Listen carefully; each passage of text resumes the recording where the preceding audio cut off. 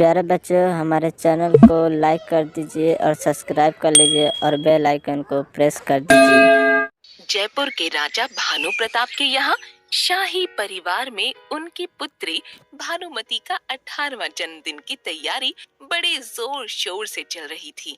निमंत्रण कई महीनों से कई राज्यों में भेजे जा चुके थे और उत्साह भी देखने लायक था, खास तौर पर भरतपुर के शाही परिवार में।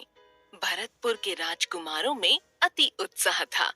भरतपुर के राजा के 2 पुत्र थे, जिसमें पहले राजकुमार का नाम नरेंद्र सिंह था और दूसरे राजकुमार का नाम तेज सिंह था। हम राज्य में पहुंचने वाले हैं। तुम्हें याद है ना तेज, मैं यहाँ राजकुमारी भानुमति का दिल जीतने आया हूँ। एक राजकुमार और एक बड़े भाई होने के नाते मुझे तुम्हारी मदद चाहिए। तुम्हें याद है ना, अगर मैं कुछ मजाकिया कह दूं तो तुम्हें क्या करना है? हम ये तैयारी कई बार कर चुके हैं। मुझे हंसना है। और जब मैं कविता पढ़ूंगा तो मैं मुस्कुरा दूंगा। और जब मैं उन्हें जन्मदिन का कीमती तोहफा दूंगा तो तुम क्या दोगे? मैं तो गुलाब दूंगा। सुनो भैया, कभी तुमने ये सोचा कि अगर वो तुम्हें पसंद ना करे? मजाक कर रहे हो क्या? अरे मैं अमीर हूँ और शाही परिवार से भी हूँ। ऐसा नहीं हो सकता जो उसे पसंद ना आए। हम पहुँच गए हैं।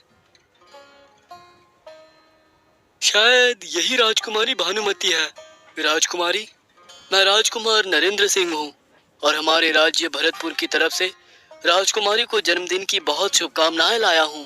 राजकुमार नरेंद्र, धन्यवाद। आपका स्वागत है और आशा करती हूँ आपकी यात्रा अच्छी थी। तेज, तुम हमारे घोड़े का ध्यान रखना और पानी भी पिला देना। हाँ हाँ भैया। ये कौन है? मैं राजकुमार तेज सिंह हूँ। राजकुमारी भानुमति, आपकी सुंदरता के बारे में बहुत सुना था, लेकिन आपको देखकर लगा आप वास्तव में बहुत सुंदर हैं। क्षमा करना राजकुमारी, मेरा छोटा भाई थोड़ा अभिमानी हो जाता है। क्षमा मांगने की कोई जरूरत नहीं है। मेरे जन्मदिन पर आप दोनों का स्वागत है।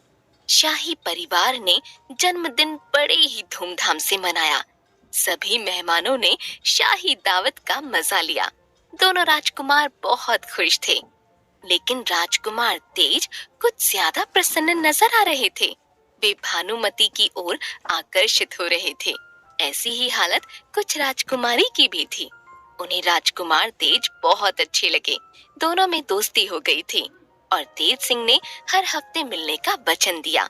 उसके बाद वे हर हफ्ते राजकुमारी से मिलने आने लगे। ऐसे ही समय गुजरने लगा। राजकुमार और राजकुमारी की प्रेम कहानी और भी फलने फूलने लगी। फिर एक दिन भानुमति का पैगाम आया। राजकुमार, महाराज भानु प्रताप नहीं रहे। अरे, ये क्या हुआ?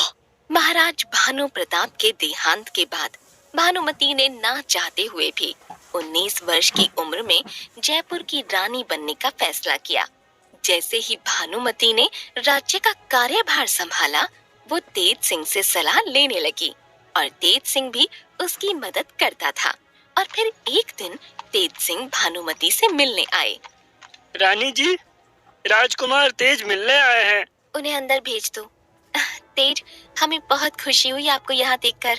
राज्य के कुछ मसले हैं जिसके बारे में तुमसे सलाह मशवरा करना चाहता हूँ। हम जलपान का प्रबंध करते हैं। ओह तेज, तुम्हें मैंने कितना याद किया। मैंने भी तुम्हें बहुत याद किया भानु।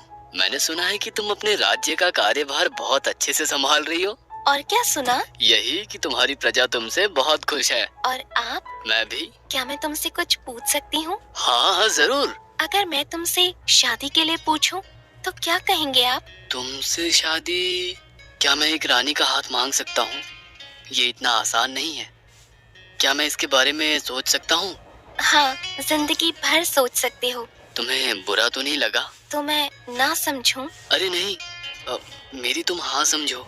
जिस दिन भानुमति का तेज से विवाह हुआ, उस दिन समस्त राज्य खुशी में डूबा हुआ था।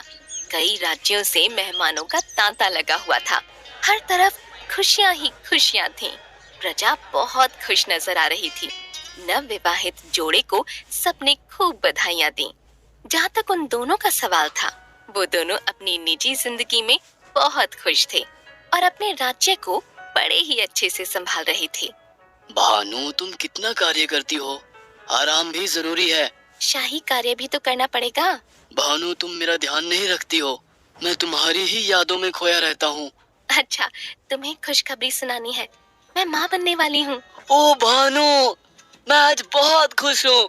दोनों ही माँ बाप का कर्तव्य बड़े ही अच्छे से निभा रहे थे और वो दिन दूर नहीं था जब कुछ और बच्चों की किलकारी राजमहल में सुनाई दे।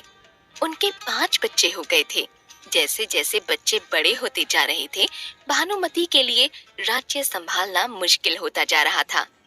तेज, आज क्या पहनूं, लाल या सफेद? मेरे ख्याल से लाल पहन लो, तुम पर ये दोनों रंग अच्छे लगते हैं। तेज, तुम्हारे बगैर मैं क्या करती? तुम बहुत साहसी और समझदार हो। मेरा तो ये मानना है कि तुम सब कुछ संभाल लोगी। पर मुझे नहीं लगता कि मैं तुम्हारे बगैर कुछ कर पाती। तुम्हारे बिना मैं कुछ भी नहीं हूँ।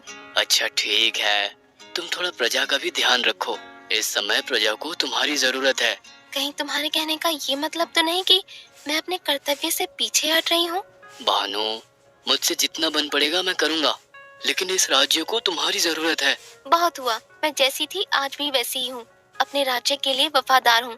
कहीं तुम अपने को शासक तो नहीं समझ बैठे? इतना भी अहंकार मत करो। रानी भानुमति के आधिकारिक कार्यों में अपने पति के ऊपर निर्भरता के कारण अक्सर बहस हो जाती थी, लेकिन एक दूसरे का गहरा प्रेम उनके मतभेदों को दूर कर देता था। उनका ये प्रेम बढ़ता रहा, अपने परिवार और राज्य को ये साबित करते हुए कि कर्तव्य और प्रेम एक साथ निभाया जा सकता है। तेज, मुझे लगता है इस बार हम और बच्चे मेरे जन्मदिन पर भरतपुर चलते हैं। बच्चों को अच्छा लगेगा। हाँ, मुझे भी लगता है। मुझे तुम्हारी तबीयत ठीक नहीं लग रही है, क्या तुम बीमार हो? हाँ, थोड़ा सा। मुझे भी लगता है मुझे आराम करना चाहिए। ठीक है, तो तुम आराम कर लो। जैसे जैसे भानुमति का जन्मदिन नजदीक आने लगा, तेज की तबीयत ज्यादा बिगड़ने लगी। तेज, मुझे छोड़कर मत जाना, मैं तुम्हारे बगैर जी नहीं पाऊंगी। मैं तुम्हारे साथ हमेशा रहूंगा। नहीं तेज, तेज। तेज अपने परिवार के साथ घिरा हुआ था जब उसने अपनी आखिरी सांस ली। सारे राज्य में मातम छा गया। तेज के सम्मान में सारी प्रजा उपस्थित थी। भानुमति का ये जन्मदिन सबसे दुख भरा था। उसके बाद भानुमति गुमसुम रहने लगी। तेज की मौत का सदमा गुजर जाने के बाद हर एक के मन में सिर्फ एक ही सवाल उठता था कि रानी अब इस गम को कैसे बर्दाश्त कर पाएगी। रानी साहिबा पधारी नहीं क्या? नहीं महामंत्री जी, मैं समझ सकता हूँ। महामंत्री, रानी साहिबा की तबीयत ठीक नहीं है। उन्होंने किसी से भी मिलने से मना कर दिया है। मैंने मना किया था कि कोई मुझे परेशान नहीं करेगा, पर परवर कुछ नहीं, मैं रानी हूँ और तुम्हें मेरी आज्ञा का पालन करना होगा। बेशक आप रानी हैं और आपको राज्य की बागडोर संभालनी होगी। मैं नहीं कर सकती। आप कर सकती हैं रानी साहिबा, और आपको करना होगा। पर मैं कैसे करूं? हर बात के लिए मैं उन पर ही निर्भर थी। उनके बिना कुछ भी नहीं कर सकती थी। उनकी मर्जी के अनुसार कपड़े पहनती थी। अब बताओ कि उनके बगैर मैं कैसे जीऊं? मैं कैसे काम करूं? उनके बगैर खुद को कैसे संभालूं? राज्य की बात तो बहुत दूर की है। मैं समझ सकता हूँ कितना मुश्किल होगा। इस समय राज्य को आपकी जरूरत है। तेज की मौत से भानुमति इस कदर टूट गई थी कि उसने दरबार जाना भी बंद कर दिया था। वो राजकुमार तेज के साथ बिताए पलों में ही खोई रहती थी। जैसे जैसे समय बीतने लगा, रानी की तबीयत बिगड़ने लगी। तब रानी ने अपने अंतिम समय में अपनी आखिरी इच्छा जाहिर की कि उसके मरने के बाद उसकी समाधि राजकुमार की समाधि के साथ ही बने। रानी के मरने के उपरांत उनका बड़ा बेटा राजगद्दी पर बैठा।